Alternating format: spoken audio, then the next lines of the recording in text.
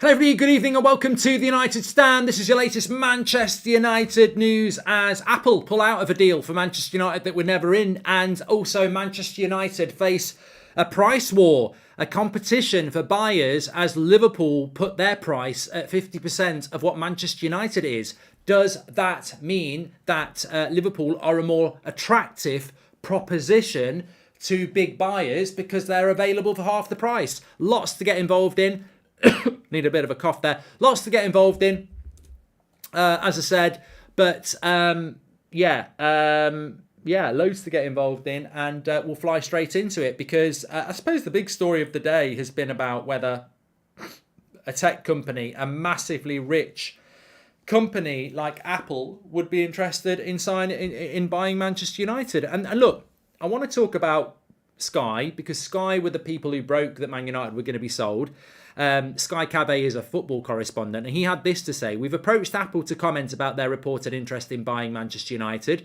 Tech companies have become more and more interested in buying content for their streaming platforms, Apple TV. And of course, Manchester United have a fantastic live content and humongous fan base.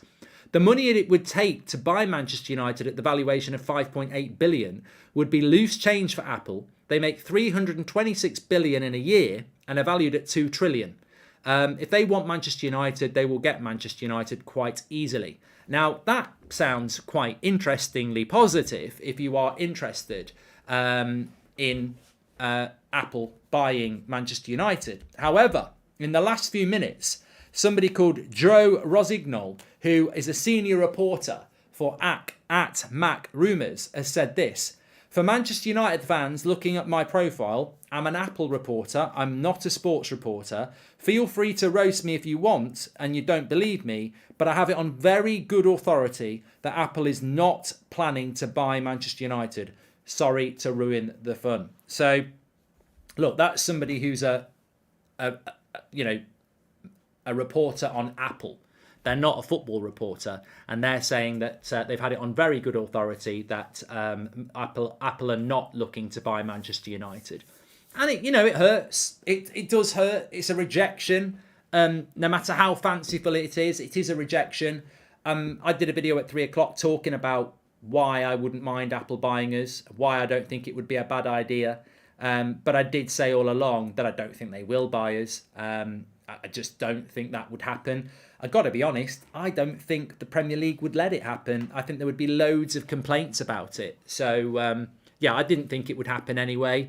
It's almost too good to be true that you would be owned by one of the richest organisations on the planet. But it was nice while it lasted. And I do think that the fact that we were even considering it as a fan base, even though it wasn't going to happen, shows how open-minded the fan base is about what's needed to get Manchester United back to where they need to be. We had this discussion last night. I don't think that Manchester United can succeed by just being bought by a lifelong United fan who wants us to be run responsibly. I think that would be a nice ownership. I don't think it would be a successful one because I don't think football's heading that way. I think Apple might not buy Man United, but at some point a Samsung will buy a Chelsea, a Spotify will buy an Arsenal. This will happen. It's going to happen. Just because Apple aren't going to buy Man United, that is going to happen. And I think that's going to be the future.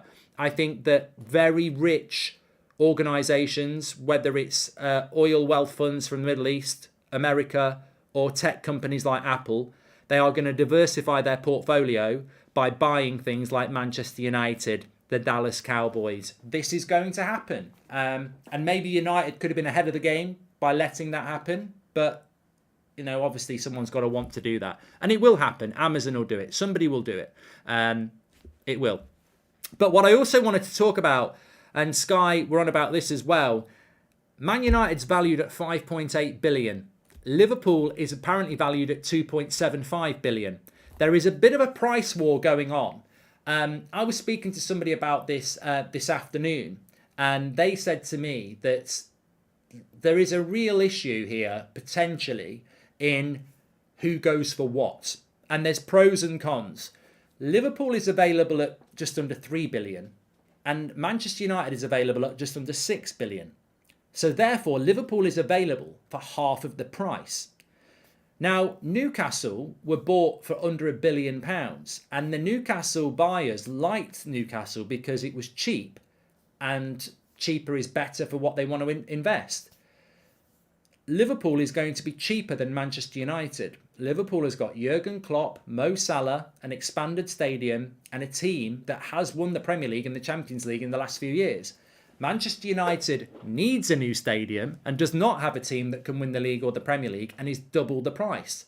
Will that mean that Man United miss out on a good buyer because a good buyer goes, I'm going to go for Liverpool because it's better VFM, value for money? It's interesting. We are and always have been locked in with our biggest rival, which is Liverpool, whether it's trophies won, Premier Leagues, whatever. Liverpool is our biggest rival. And we are in this odd scenario of coincidence, maybe, where our biggest rival is up for sale at the same time that we are. And the next buyers of our clubs massively sets the course for the next 20 years. It's not, I'm not lost on this, and I don't think other people are lost on this. This sale dictates the next 20 years of your life and your kids' life and anyone else who supports Man United or Liverpool. It dictates the next 20 years at least, because most owners will keep a club for that sort of time. So, or 10 years maybe. But we are in a position where, you know, the Dublin Sovereign Wealth Fund, they've got one. The Dubai Sovereign Wealth Fund may opt for Liverpool because it's more viable and it's still a big club, and they may not go for Man United. And, you know, United might end up with an investment fund from London that buys them, and Liverpool might end up with the Dubai Sovereign Wealth Fund, which is multi-billionaires. So, look, it's worth keeping that in mind, that Liverpool are a cheaper option than Manchester United. Liverpool have probably been valued more honestly than Manchester United. Will we miss out because of that? If you go to a car shop tomorrow and you want a Porsche, and one's red and one's silver, and the silver one is half the price of the red one, you might go for the silver one. The Dubai Investment Fund is less than 5% oil revenue. Dubai is not a petrol state. Their wealth is incredibly diverse and would be less problematic, says Corey Lineker. It's not problematic to me anyway, mate. I don't think it's problematic to many people. I think at the end of the day, we've got to find out who these bidders are before they become problematic.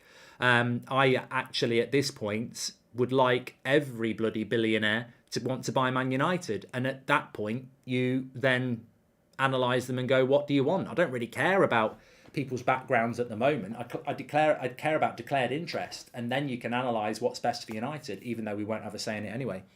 Whatever happens, I hope it gets finalised by the summer so we can hopefully invest properly into the team, says David B. So, look, I do think there's a bit of a price war with Manchester United, and I also am going to add this in and say I think Liverpool have got a better chance of getting better owners than us. Bear with me.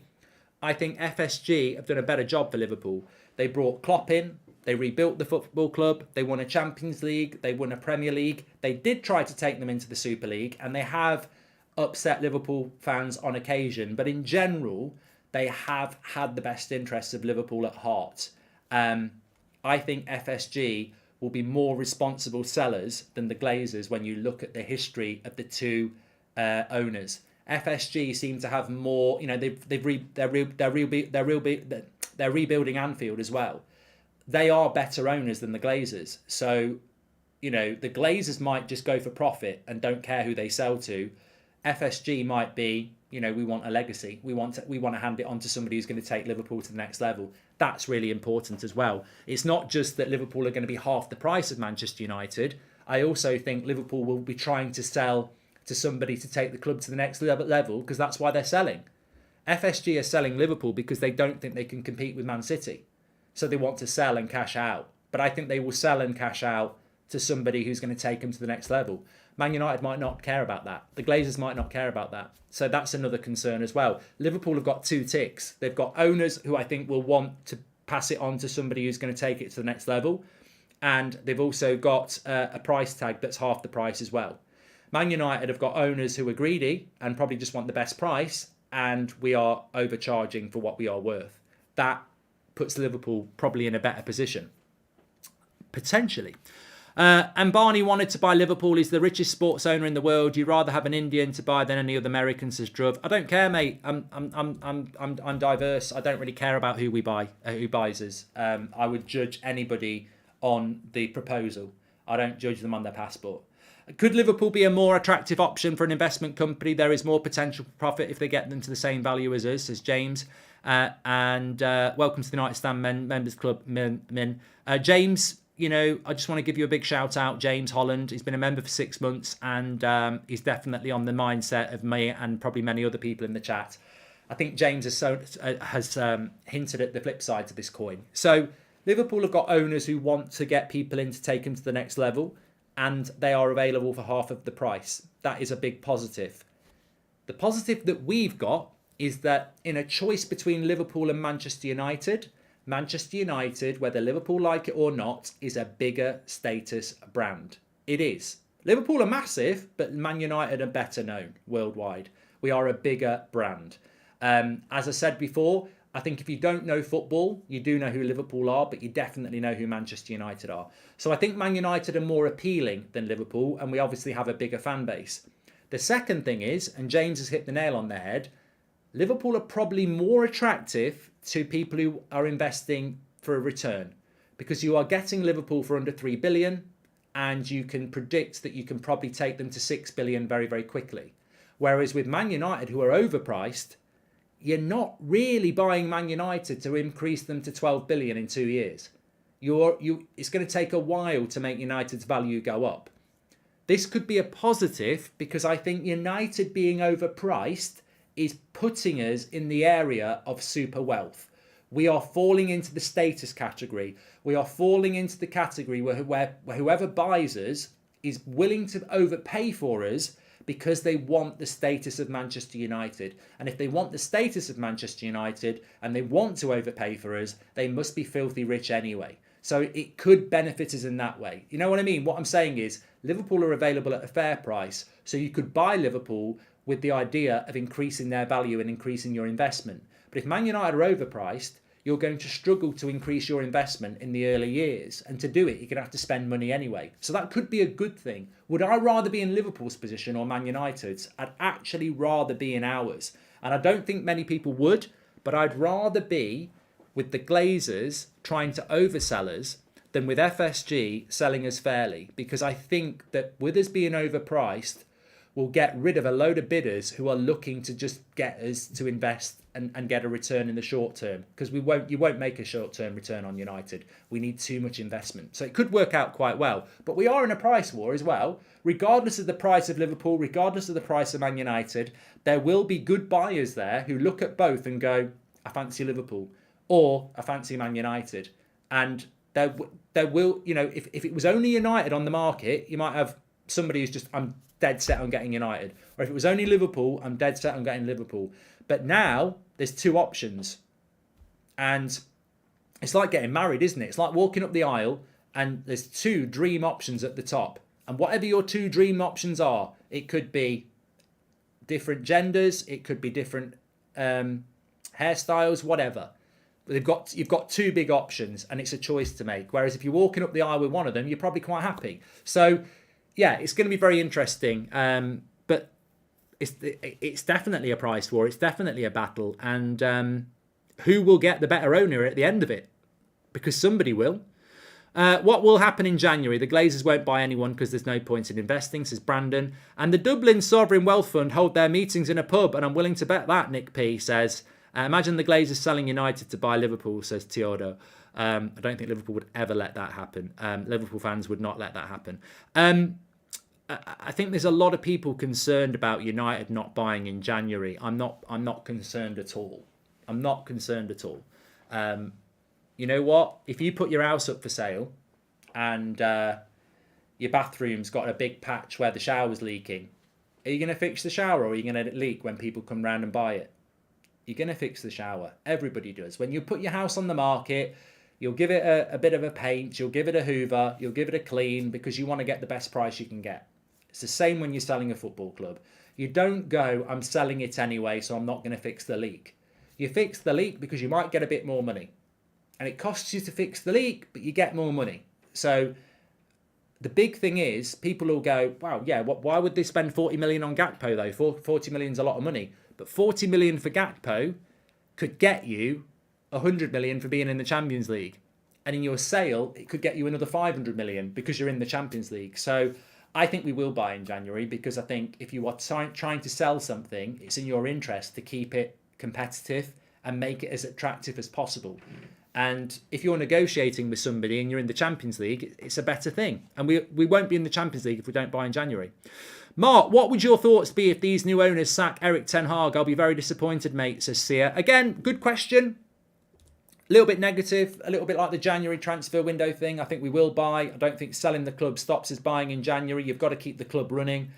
As for Erik ten Hag, again, I think people are getting a little bit concerned about something because new owner wants their own man. This happens a lot. I'd say it happens in 90% of the times. A new owner comes in and they want their own manager. You can't have the best of both worlds. Like, we all will want a new board. We'll all want a top class recruitment director of football. We want the best of the best, won't we? And new owners could come in and go, we want this manager. Some owners come in and they know what manager they want. Some owners buy a club in discussions with the manager before they get the job. So, of course, a new owner could come in and want a new manager. But I just don't think it works with United, because I think if you're buying Man United, one of the only good things about it is the manager. And he is also one of the best up-and-coming managers in world football. So I don't really see what you would change Ten Hag for. Unless somebody came in and said, we want Pep Guardiola or Jurgen Klopp, which won't happen anyway, because they're not going to go from Liverpool and Man City. So the question to me would be, who would you replace Ten Hag with? If you go into Chelsea and you can replace Tuchel, of course, he's a very good manager, but, you know, they fell out. I don't think you can come in like Man City went into... when Man City's owners came in, they... it was Mark Hughes, and they wanted somebody better than Mark Hughes. I don't think you come into United and go, we want someone better than Ten Hag. I mean, in the long term, he might go. There might be a fallout, but by the time we get taken over, I think Ten Hag will have been in the job a year. I think they'd give him another year and then see what happens. I can't see Ten Hag being at risk. Not only will we be overpriced, we'll also need massive investment in the squad, stadium and training facilities. The investor has to be committed, says RV. And great points, Mark, but we have one advantage. We are officially and publicly for sale. Liverpool have said 5 that they want investments as treble champ. I think we're in the right position. I think Liverpool fans will think they're in the right position, but I think we're in the right position because, as I said, because we're overpriced, you've got to be multi-rich to buy us. The person I was talking to this afternoon, we were talking about, basically, I was listing off who was interested. And there's a lot more, but I was like, well, there's Ambani, who is the Indian billionaire we mentioned yesterday. There's this Ortega guy, which apparently is out now. There's Apple, who are apparently out now. There's the Dubai Sovereign Wealth Fund, who apparently are in. There's Sir Jim Radcliffe, who is in. And there's probably going to be 4 or 5 more by the end of the weekend. But I was saying that if you take Sir Jim Radcliffe, by the way, his offer for Chelsea wasn't as much as Todd Bowley's, but it was more responsible and better for the club. I think that's what they were trying to say. He doesn't strike me as the sort of person that's going to overpay. He's going to want to pay what a fair price is, because he's going to be like, you know, I want to buy United for their value, because when I increase the value, I want to be, you know, increasing my value in the club as well. I don't think Sir Jim Radcliffe's going to want to overpay by 2 billion to get Man United. So I think we will lose people who don't want to overspend, which is bad, but could also be a positive, because whoever wants to overspend to buy Man United must be buying it because they're rich. You've been saying a few very smart things on Mark in regards to business factors for potential buyers for Man United and Liverpool, says Delicate Official. Well, I think it's a scale. I do. I think there's pros and cons to being overpriced and the cheaper option. I think the cheaper option, the best way I can put it is, if we're available for 6 billion and Liverpool are available for 3, Liverpool are going to have more people interested. They will, because they're cheaper. But we will have less people interested, but more richer people interested. Liverpool are obtainable for consortiums who can put together 3 billion. We're not available for people who can put together 6 billion because they'll be overpaying and they won't want to do that. A consortium of investors will not want to overpay because they're already making a loss on their investment. So we will attract the rich, the very rich, the people who see us as a prestige club who want to make us great again. Liverpool at that price will attract consortiums of investors who go, we can improve that, we can make money very quickly. So there's pros and cons. So in other words, we're fucked. Just messing someone will buy us. The question is who? It's someone who will get us back on track, says Cole. Yeah, but as I said, one of the positives that Liverpool got is that FSG are better owners than ours, and I believe that they've done a good job there compared to ours, and I think that they will try and sell to people who want to make Liverpool better, or maybe invest. Whereas the Glazers may just sell to whoever is the highest bidder and not give a shit about what their plan is. So, you know, that's probably their advantage. How long till Elon Musk gets linked to United? Well, I did say this morning that I reckon he'll be linked by Saturday. I think he'll put a tweet out, you know, trolling people. But we've had Amazon and Facebook yesterday. That's gone quiet. We've had Apple today. That's been finished tonight. And we'll probably have... look, to be honest, I don't own an Apple. I own Samsung. So maybe they'll be next. I don't know. United, one of the biggest clubs in the world right now. The upside for us outweighs that of the Scousers. The commercial growth is insane, says David. And yeah, I agree. And that's why I think it's better that we're higher priced. Because imagine if the Glazers said, you know what, we've been really bad owners. We've made loads of money. We're going to sell Man United underpriced as a thank you and a sorry. That'd be terrible. It'd be terrible if we got sold on the cheap, because there'd be a queue of investment funds going, United's available for $1 billion, but they're actually worth 3 billion. So we've made money straight away. We don't want to be sold underpriced because it will attract people like the Glazers who know they can make money off us very quickly. I'm actually happy we're overpriced because people can't go, I'm going to make money off Man United. You've got to want to buy us and invest in us as a prestige buy. I just hope whoever comes in, brings a director of football, says Rob. Well, that's something we can't discuss until we know who's going to buy us. But I would love to be in a position where whoever buys us are a bit like what Man City and Newcastle have done. You can criticise that ownership model, but you go to the Etihad, the structure and what they've built there is amazing. The people they've got around Pep Guardiola, amazing. And Newcastle are doing it the same. It's not just the recruitment of the team and the managers. It's the director of football. It's the recruitment. It's the youth. It's the whole thing. I want that at Man United because I guarantee you now, Manchester United over the next 10 years have been nothing like the way Man City have been run. You know, it's not just about retaining Ten Hag and supporting Ten Hag and building the stadium and improving the structure around the youth and the women and the men's team. It's also about recruitment. It's about getting the very best of the best into the club. And I think that's really important. I mean, what I'd hate to happen is somebody coming on a wave of nostalgia with David Beckham and Gary Neville on their shoulders and yeah, we're going to give Beckham a job and we're going to give Gary a job and he's going to do that. That's not a wave I want to ride, and it might come in. You know, that wave might be what United fans get on top of. Oh, look, Bex is on this deal and Gary's going to be director of football and, you know, we're going to get Phil in as chief scout. You know, they are legends of the club, but that's not what Man City have done. They haven't got Sean Goater as director of football. Newcastle haven't got Alan Shearer in as chief scout. They've got specialists in, and that's what I want. I want ownership that wants to bring the specialists in. United are always in danger of going down the nostalgia wave, aren't we? And we could well do that. You may well see that. I predicted it yesterday morning. Yesterday evening, we were being linked to David Beckham being attached to the bids. I don't think that's what we need. I don't think we need an ex-player attached. I think we need specialists. Eric Ten Hag never played for Man United. He's come in from Ajax. He's doing a great job because he knows what he's doing. We don't need a ex-player on the board. We don't need an ex-player as chief scout. We don't. We need the best chief scout in the world. We need the best board in the world. I don't care whether they were born in Manchester, played for Manchester United or not. We just need the best, and to build our own future with investment. That's what I want.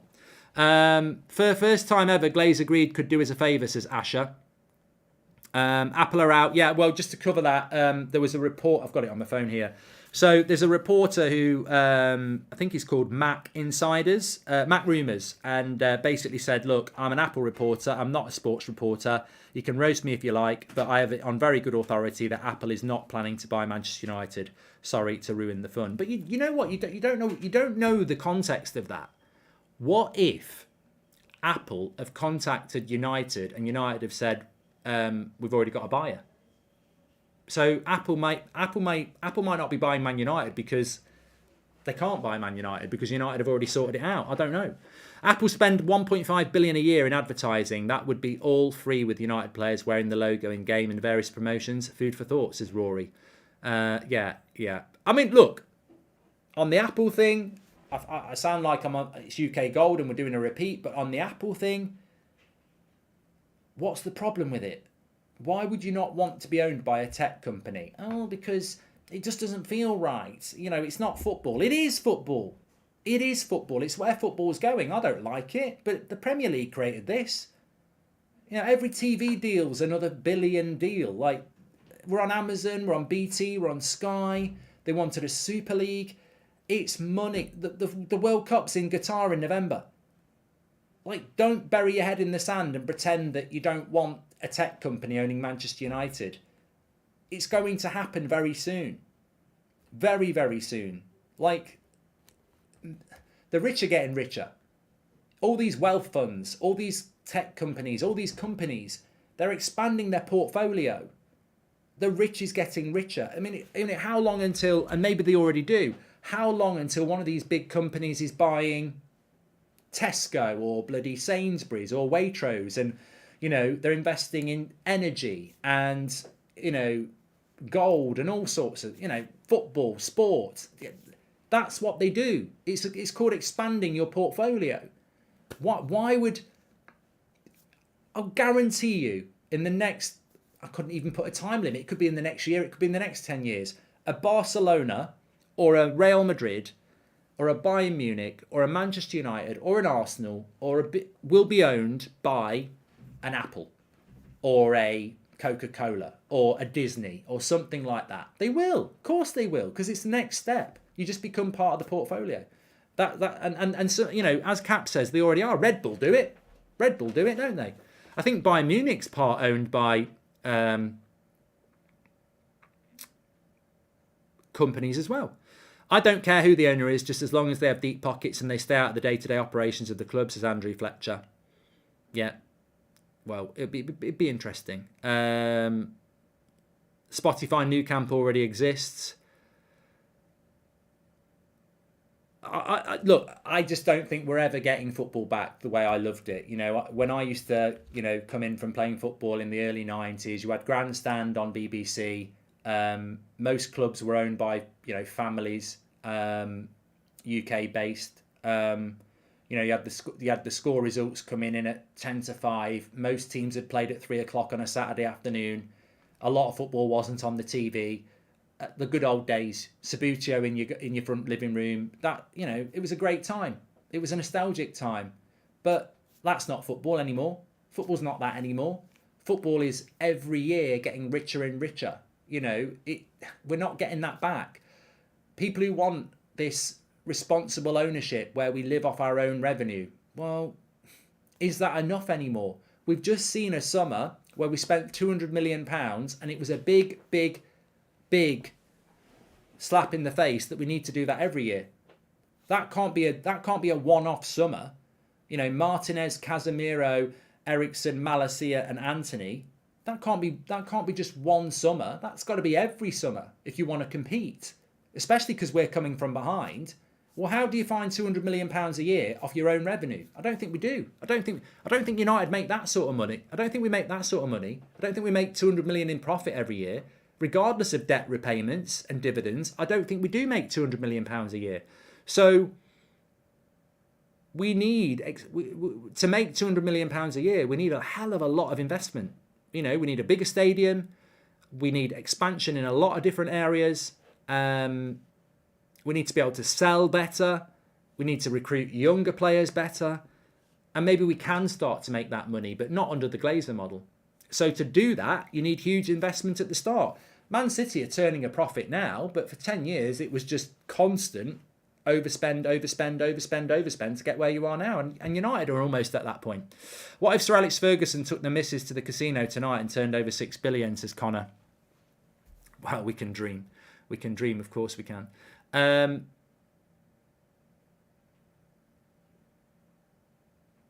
We do, Mark, if we qualify for the Champions League, we make 200 million profit a year. Well, and Jedi Knight says United easily make 200 million a year without debt repayments. Come on, Mark. But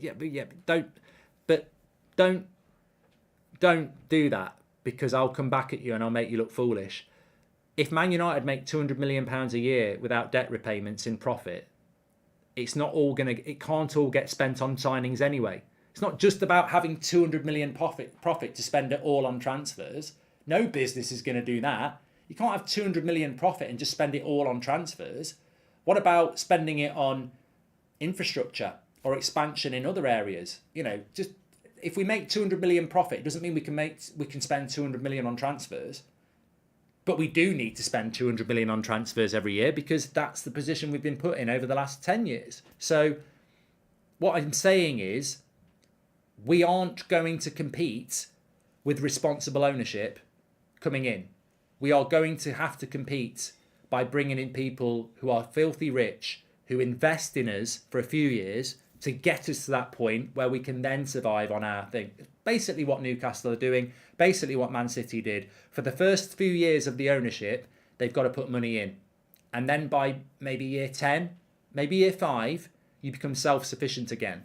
But at the moment, I don't think we are self-sufficient, because whatever profit we've got to build a stadium. We've got to rebuild the whole club, basically. So even if we did make £200 million a year, that's not going to pay for the stadium, the infrastructure and the signings. We need somebody to come in for 5 years and overspend with their own money. And then maybe 5 years after that, you then start to make the money from a very strong position. But, that's business, and maybe people don't understand it. But that's what needs to happen. I don't think responsible ownership is going to help this club get back to where it needs to be. We need major investment. Simple as that. So we'll see what tomorrow brings in relation to future sales. But of course, what underpins all of this is what the Glazers want to do, as we know. And the Glazers, as I suspect, may already have a buyer lined up. And you've got to remember that 2 days ago, the rumour was that we are going to be sold to US buyers. What does that mean? I don't know. I don't know what that could be.